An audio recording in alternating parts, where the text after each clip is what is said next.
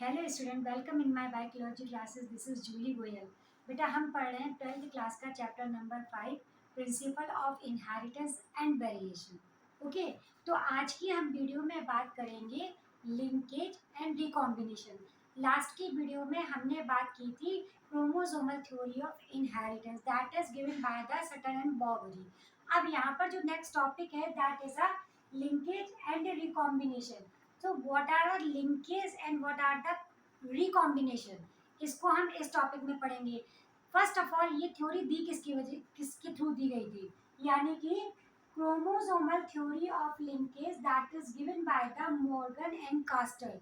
जो मॉर्गन थे जिन्होंने ड्रोसोफिला के ऊपर एक्सपेरिमेंट्स किए थे, उनके और उनके कुछ ग्रुप्स मेंबर्स के थ्रू दिए गए थे, जिसको बोला गया मॉर्गन एंड कास्टर, जिन्होंने ये क्रोमोसोमल थ्योरी ऑफ लिंकेज दी थी। तो इसमें बेटा हम ये समझेंगे कि लिंकेज होता क्या है। सबसे पहले हमें ये समझना होगा कि जो मॉर्गन थे, इन्होंने मेंडल की तरह, जैसे मेंडल ने पेपर जो डाई हाइब्रिड क्रॉस किए थे, टू कंट्रास्टिंग कैरेक्टर को एक साथ कंसिडर करके जो रिजल्ट निकाले थे, बिल्कुल उसी रूल को फॉलो करते हुए जो मॉर्गन थे, उन्होंने ड्रोसोफिला के ऊपर डाई हाइब्रिड क्रॉस किया था। और ड्रोसोफिला पर जो डाई हाइब्रिड क्रॉस किया था वो एक्स लिंक पर किया था। इट मीन्स क्या था कि म्यूसिस डिवीजन के थ्रू ये किया गया था, कि जिसमें मेल और फीमेल, तो उन्होंने लेबोरेटरी में बहुत सारी प्रोजेनिस ग्रो की थी, जिसमें मेल और फीमेल पर। तो इन्होंने इसलिए ड्रोसोफिला के ऊपर, ड्रोसोफिला में जो एक्स क्रोमोसोम्स हैं, सेक्स क्रोमोसोम है, उनके ऊपर ये एक्सपेरिमेंट किया था। तो उसमें इन्होंने मेल और फीमेल किस तरह की कैटेगरी के लिए थे। इन्होंने क्या किया कि इन्होंने जो भी एक्सपेरिमेंट डाई हाइब्रिड क्रॉस पर किए थे, जैसा कि मेंडल ने किया था, तो मेंडल के F2 जनरेशन में क्या रिजल्ट देखने को मिले थे कि जितने भी उसमें जो जीन्स थे वो सारे के सारे इंडिपेंडेंटली असॉल्ट कर गए थे। हमें याद है round and yellow, wrinkle and green पर एक्सपेरिमेंट किए गए थे। तो उसमें हमने देखा जो कैपिटल आर था वो बाई के संग में भी, कैपिटल बाई के साथ भी जा रहा था, और जो स्मॉल आर है वो कैपिटल वाई के संग में या स्मॉल वाई के संग में भी जा रहा था। इसी तरह से स्मॉल आर है वो कैपिटल वाई के संग में भी जा रहा था, यानी इंडिपेंडेंटली असॉल्ट हो रहे थे। तभी तो उसको डाई हाइब्रिड क्रॉस को इंडिपेंडेंट असॉर्टमेंट बोला गया था। लेकिन जब मॉर्गन ने इसी तरह के एक्सपेरिमेंट किसी एनिमल के ऊपर किए, जैसे कि ड्रोसोफिला के ऊपर किए, तो उन्हें मेंडल की तरह से कोई रिजल्ट देखने को नहीं मिले। वो शॉक्ड हो गए कि उसमें जो जीन्स थे वो इंडिपेंडेंटली असॉर्ट नहीं कर रहे थे, वो जो जीन थे वो इंडिपेंडेंटली असॉर्ट नहीं कर रहे थे। तो इसके पीछे का क्या कारण था? तो यहाँ पर जो इशू हुआ कि वो रिकॉम्बिनेशन थे जो मेंडल के कम की तरह 9:3:3:1 में मिलना चाहिए था, वो यहाँ पर नहीं मिल रहे थे। वो लगभग मिल रहे थे 3:1 की तरह, यानी कि पेरेंटल कॉम्बिनेशन ज्यादा देखने को मिल रहे थे। तो यहाँ से कहानी शुरू होती है बेटा लिंकेज की, कि लिंकेज क्या है, ऐसा क्या था कि वो जो सारे के सारे जो कॉम्बिनेशन थे इंडिपेंडेंट असॉर्टमेंट के, वो यहाँ पर क्यों नहीं दिखाई दिए, है ना। तो लिंकेज क्या होता है एक्चुअली में, तो इस बात पर स्टडी किया गया। तो यहाँ पर जो मॉर्गन थे, उन्होंने क्या किया कि जो एक क्रोमोसोम लिया, उसमें उन्होंने 3 कंट्रास्टिंग कैरेक्टर को लिया, 3 नहीं लिए थे, दोनों को, लेकिन 3 तरह से उसको यूज किया था। देखते हैं। तो पहला उन्होंने देखा था कि जो बॉडी, जो सबसे ऊपर एक जीन था वो क्या था, बॉडी कलर वाला। अब हमें मालूम है जो होमोलोगस क्रोमोसोम्स होते हैं बेटा, वो पेयर में होते हैं। एक मदर का होता है, एक फादर का होता है कि नहीं होता है? एक मदर का होता है, एक फादर का होता है। और हमें ये भी पता है कि इसमें जो जीन्स होते हैं वो पेयरिंग में होते हैं, यानी कि अगर मान लो ये हम बोले कि ये बॉडी कलर, ये वाला बॉडी कलर का जीन यहाँ पर प्रेजेंट है, और ये मान लो कि कुछ भी मान लो, ये मान लो ए जीन है, तो ये इसका कंट्रास्टिंग ए हुआ। और इसी तरह से मान लो दूसरा जीन है, ठीक है ना, वो आई कलर का है, वो मान लो बी है, तो यहाँ पर कैप स्मॉल बी हुआ। ये तुम्हें पता है, इसमें कुछ भी नया नहीं है। और थर्ड एक और है जीन, मान लो वो किसकी बॉडी के विंग्स का हुआ, वो मान लो सी कैपिटल सी, तो ये स्मॉल सी है। इस तरह का देखा। तो इन्होंने क्या देखा कि इसमें जो कलर थे, जो पेयरिंग थे, तो जो जीन, अच्छा ये देखो, ये क्या होता है कि अब हम इसको लिंकेज को समझेंगे कैसे। लिंकेज को हम ऐसे समझ सकते हैं कि जिस तरह से 2 क्रोमोसोम, वैसे 2 साइकिल्स ले लेते हैं हम। उसमें बैठे होने वाले जो 2 फ्रेंड्स थे, एक साइकिल पर 2 फ्रेंड्स बैठे और एक साइकिल पर 2 फ्रेंड्स बैठे। समझ में आ रहा है बात को? लिंकेज समझेंगे इससे हम। एक साइकिल पर 2 फ्रेंड्स बैठे, एक साइकिल पर 2 फ्रेंड्स बैठे। बिल्कुल ऑब्वियस है ये कि अगर एक साइकिल इस डायरेक्शन में जाएगी तो उसके पीछे जो फ्रेंड बैठा है वो भी तो इसी डायरेक्शन में जाएगा, क्योंकि वो उसी बाइसिकल पर है है ना। इसी तरह से अगर एक साइकिल इस डायरेक्शन में जा रही है तो उसमें दोनों जो फ्रेंड्स हैं वो भी एक ही डायरेक्शन में जाएंगे। ये तो पॉसिबल है नहीं है कि आधी साइकिल यहाँ मूव कर जाए, आधी साइकिल वहाँ पड़ जाए, एक ही पहिया उसका अलग अलग डायरेक्शन में मूव कर जाए। हाँ, लेकिन ऐसा जरूर पॉसिबल है कि दोनों की दोनों जो फ्रेंड्स हैं वो एक्सचेंज हो जाए, एक्सचेंज हो जाए। तो ये पॉसिबिलिटीज है कि जिसको जहाँ जाना है वो वहाँ जा सकता है। Getting my point? बिल्कुल यही लिंकेज में होता है कि जैसे कि हम बात करें दो क्रोमोसोम्स हो गए, वो एक व्हीकल की तरह हो गए, और उसमें जो सवार जो जीन्स हैं, जो दो जीन है, जो पास पास दो जीन है, वो उनके जीन वो फ्रेंड्स की तरह हो गए। अब सिंपल सी बात है, जहाँ जहाँ ये क्रोमोसोम जाएगा वहाँ वहाँ इनके जीन जाएंगे, जहाँ जहाँ ये क्रोमोसोम जाएगा वहाँ वहाँ उनके जीन जाएंगे।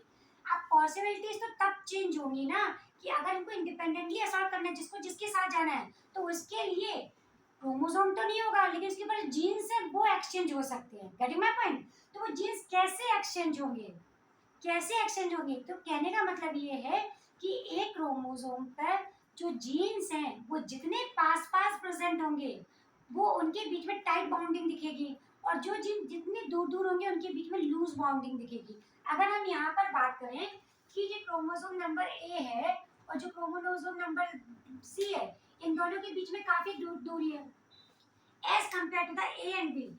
ए और बी के बीच में डिस्टेंस जो है कम है। आई बात समझ में? तो जो जीन जितने पास पास होंगे वो लिंकेज को शो करते हैं, और जो जीन जितने दूर दूर होंगे वो रिकॉम्बिनेशन को शो करेंगे। Recombination means crossing over, recombination means crossing over. अब हमने पढ़ा है मियोसिस फर्स्ट में जो एनाफेज में जो क्रॉसिंग ओवर होता है, जिसमें आधा क्रोमोसोम, उसमें क्या होता है कि जैसे मान लो ये क्रोमोसोम है सेंट्रोमियर से जुड़ा है, ठीक है ना, इस तरह से, और एक दूसरा क्रोमोसोम है ये सेंट्रोमियर से इस तरह से जुड़े हैं। अगर इनके बीच में रिकॉम्बिनेशन होगा तो ये इसके साथ बाइंड कर जाएगा, ये इसके साथ, तो इसका आधा पीस यहाँ पर आ जाएगा, इसका आधा पीस यहाँ पर आ जाएगा, दोनों में एक्सचेंज हो जाएगा, जिसकी वजह से उनके जीन्स में भी एक्सचेंज होगा, और फिर ये जो सेपरेटेड जो जीन्स होते हैं वो नेक्स्ट जनरेशन में रन कर जाएंगे। तो वहां पर हमें वेरिएशन ज्यादा देखने को मिलेंगे। Getting my point? वेरिएशन मतलब है रिकॉम्बिनेशन ज्यादा देखने को मिलेंगे। तो कहने का मतलब यही है कि लिंकेज और रिकॉम्बिनेशन जो होते हैं कि अगर लिंकेज ज्यादा होगा तो रिकॉम्बिनेशन कम देखने को मिलेगा, अगर रिकॉम्बिनेशन ज्यादा होंगे तो लिंकेज हमें कम देखने को मिलेगी। कैसे? जैसे हम यहाँ पर बात कर रहे हैं कि यहाँ पर जो मॉर्गन ने जो ड्रोसोफिला में जो क्रॉस कराए थे वो टू टाइप के क्रॉस कराए थे, cross number A, cross number B. Cross number A में उन्होंने जो भी कराए थे, तो इसमें देखो क्रोमोसोम पर सबसे ऊपर की तरफ है बॉडी कलर और फिर उसके नीचे आई कलर। तो इन्होंने जो बॉडी कलर और आई कलर को लेके बीच में जो क्रॉस ए कराया था, इसमें क्या था कि इन्होंने ऐसी फीमेल्स दी थी जिनकी बॉडी येलो कलर की थी और आईज उनकी व्हाइट कलर की थी, और इनमें जो मेल थे वो कौन से थे? ब्राउन बॉडी वाले और रेड आईज मेल्स थे। जब इनके बीच में क्रॉस कराया, देखो अब यहाँ पर समझने वाली बात ये है कि आप देखो ना कि ये दोनों जीन एक दूसरे के बहुत पास पास हैं, बहुत पास पास हैं। तो जब इनके बीच में क्रॉस कराया, देखो येलो बॉडी व्हाइट आईज, इनके बीच में जब क्रॉस कराया तो ओवरऑल हमें फर्स्ट जनरेशन में कॉम्बिनेशन जो है बहुत नेग्लिजिबल देखने को मिले, और जब इनमें हमने F2 जनरेशन कराया, डाइहाइब्रिड क्रॉस कराया, तो उसमें जो रिकॉम्बिनेशन थे वो बहुत ही नेग्लिजिबल मिले, यानी कि हमें मेंडल के अकॉर्डिंग 9:3:3:1 मिलने चाहिए थे, तभी तो इंडिपेंडेंट असॉर्टमेंट होगा ना। लेकिन यहाँ पर नहीं देखने को मिले, यहाँ पर हमें मैक्सिमम यानी 98.7% जो हमें कॉम्बिनेशंस मिले वो पूरे के पूरे पेरेंट्स की तरह थे, यानी कि 3:1 के टाइप के थे, है ना। तो यहाँ पर ये मिले, तो इससे क्या प्रूव हो रहा है कि जो एक क्रोमोसोम है उस पे दो जीन है वो एक दूसरे के बहुत पास पास है। अच्छा, अब इसको हम ऐसे समझ सकते हैं, सपोज दैट ये क्रोमोसोम है, ठीक है। अब इसके ऊपर मान लो एक जीन ये है और एक जीन ये है और एक जीन ये और एक जीन ये, सपोज 4 तरह के हमने बताया। अब अगर हम इस पेन को तोड़ दें तो पॉसिबिलिटीज इसकी बीच से टूटने की होगी, या तो यहाँ से टूटेगा या यहाँ से टूटेगा या यहाँ से टूटेगा, लेकिन क्या वो यहाँ से टूटेगा? नहीं ना, ना वो यहाँ से टूटेगा। यानी कि जब भी हम इसको ब्रेक करेंगे तो बिल्कुल संभावना सबसे ज्यादा किसकी है? तो दो जीन अलग अलग है वो एक दूसरे से अलग हो जाएंगे, लेकिन जो पास में है वो अलग अलग नहीं होंगे। हो तो वो भी सकते हैं, लेकिन उनको फिर स्पेशली यहीं से ब्रेक करना पड़ेगा। Getting my point? तो यहाँ पर जो चांसेस जो होते हैं ट्रांसफर होने के वो कम होते हैं एज कम्पेयर टू जो दूर दूर होते हैं। Getting my point? तो यही कहने का मतलब है कि यहाँ पर हमें जो क्रॉस ए था उसमें हमें जो F2 जनरेशन में कॉम्बिनेशंस मिले, तो वो जो रिकॉम्बिनेंट थे वो बहुत कम मिले, 1.3 के रेशियो में मिले, 1.3% मिले, जबकि जो पैरेंटल टाइप के थे यानी जो यहाँ पर थे वही सबसे ज्यादा देखने को मिले 98.7, यानी कि मतलब इनमें रिकॉम्बिनेशन में मिले ही कहाँ, नेग्लिजिबल थोड़ा सा अंतर था। तो यहाँ पे जो जीन्स थे उन्होंने इंडिपेंडेंटली असॉर्ट नहीं किया, इट मींस दैट ये चीज। अब हम इसके बेस पर कह सकते हैं कि जो लिंकेज होता है is inversely proportional to the recombination. Recombination it means अगर हमें लिंकेज ज्यादा मिलेगा तो रिकॉम्बिनेशंस कम मिलेंगे, अगर रिकॉम्बिनेशंस ज्यादा मिलेंगे तो हमें लिंकेज कम मिलेंगे। अब इसी पॉइंट पर क्रॉस टू किया गया। क्रॉस टू पर उन्होंने क्या किया मॉर्गन ने कि इन्होंने वो दो जीन लिए जिनके बीच में क्रॉस कराया जो एक दूसरे से काफी दूर दूर थे, जो एक दूसरे से काफी दूर दूर थे। जैसे हम देखें इसमें एक बॉडी कलर का और एक विंग्स के साइज का। विंग्स कैसे थे कि जो मेल थे उसके विंग्स ना छोटे थे ऑब्वियसली, क्योंकि हमने लास्ट वीडियो में ही बात की थी कि मेल और फीमेल अलग अलग होते हैं, और जो मेल होते हैं वो स्मॉल साइज के होते हैं, जो फीमेल्स होती है वो लॉन्ग बड़ी साइज के होते हैं। तो सिंपल सी बात, उनके विंग्स भी छोटे और बड़े होंगे। तो यहाँ पर हमने दूसरा क्या ऐड कर लिया, एक तो लिया बॉडी कलर का, दूसरा लिया विंग साइज का। अब देखो यहाँ पर इन दोनों के कंपैरिजन में देखा जाए तो इन दोनों में काफी डिस्टेंस आ गया, बहुत ज्यादा दूरी आ गई। तो इसके अगर बीच में जब हमने क्रॉस कराया देखो यहाँ पर देखो ये दो जीन आसपास थे, ठीक है। अब यहाँ पर ये देखो दोनों जीन्स वाइट यानी कि वाइट बॉडी और मिनिएचर विंग्स, तो देखो ये दोनों के दोनों जीन्स काफी दूर है, इनमें देखो ये दोनों एकदम पास पास में है और यहाँ पर देखो काफी दूर दूर हो गए, हो गए कि नहीं हो गए। जब इनके बीच में क्रॉस कराया तो यहाँ पर हमें क्या रिजल्ट देखने को मिले कि यहाँ पर पेरेंट की तरह रिकॉम्बिनेशन इसके कंपैरिजन में ज्यादा थी, मतलब पेरेंट्स के रिकॉम्बिनेशंस कम देखने को मिले, जबकि जो नए रिकॉम्बिनेशन थे वो यहाँ पर हमें ज्यादा देखने को मिले। रिकॉम्बिनेशन एक्चुअली है क्या, recombination is means the crossing over. Crossing over यानी कि यहाँ पर हमने जो एग्जांपल दिया कि अगर हमने बोला कि ये तो क्रोमोसोम है, ठीक है ना। अब इनके बीच में अगर हमने बोला एक क्रोमोसोम का पेयर ये हो गया, एक क्रोमोसोम इसको ऐसे बता दिया, एक क्रोमोसोम का पेयर ये हो गया, एक क्रोमोसोम का पेयर ये वाला हो गया, ठीक है ना। अब हमने इनके बीच में रिकॉम्बिनेशन किया, क्रॉसिंग ओवर किया, तो इसमें क्या हुआ कि ये जो वाला पार्ट है ये ब्लू वाला, तो ये ना इस तरह का हो गया, ठीक है।